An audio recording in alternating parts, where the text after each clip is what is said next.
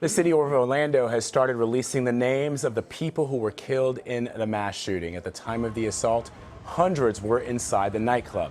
Mark Strassman spoke to those who were able to escape. 15 minutes after last call, bartender Tiffany Johnson heard something ominous. Was that a gunshot? We thought it was like the stereo. We're like, oh my goodness, something went on with the, just the music. And after the second shot, there was a pause, and then it just started shooting. Let's go, work.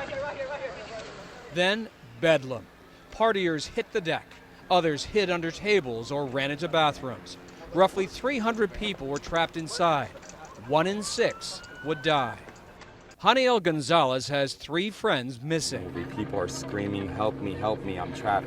And people are getting trampled. Like there was no clear exit sign at the club, so we didn't know which door to take or where to go. So you heard a couple shots, and did you hit the deck right away, or? It was like a, kind of like a little duck, Josh McGill ran out the back exit, hopped a fence, and saved a life.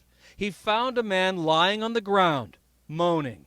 Did he look wounded? Like he looked like he got shot, but didn't realize he got shot. 27-year-old Rodney Sumter was wounded in both arms and the upper back.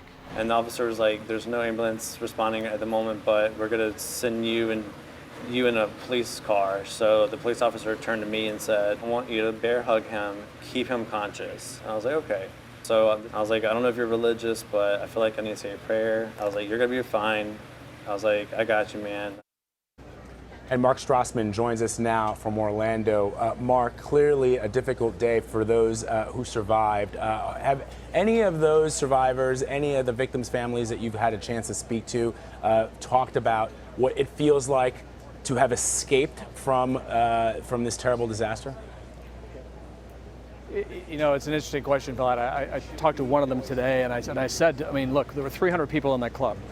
1 out of 6 died. Right? I mean, it's a crowded room, guy with an AR-15, lots of targets. I mean, you really were lucky to get out of there. And he told me that he just hasn't had time to process it. All of this is so new. I mean, it was only 2 a.m. this morning when all this happened, and he hasn't been to sleep yet, and he's been dealing with trying to track down friends to make sure they were okay. And so the idea that, like, okay, why them, why not me? It's not a question that he's just had time to consider yet. Yeah, and Mark, we have some pictures now of the Pulse nightclub just showing the absolute and utter carnage that, I mean, I don't know if you can see these images, Mark, but there are just massive holes within the structure of the building. You can see the entire side of the building pockmarked with bullet holes. How are some of those survivors coping? You know, it's very, very difficult for a number of them for obvious reasons. I mean, look, 50 people dead, another 53 people wounded, some of them critically. There could be more folks who don't make it. And this whole community now has to come to grips with, I mean, the worst mass shooting in U.S. history, the single greatest loss of life in a terrorist attack, domestic terrorist attack since 9/11, happened here in Orlando. The land of Disney. I mean, it's something about this does not compute to people who live in Orlando. And of course, it wouldn't compute to people who live anywhere in this country. But Orlando is where it happened. Orlando is where people are going to have to sit down and figure out, okay, how did this happen? And what can we do to make the best of it, as awful as it is?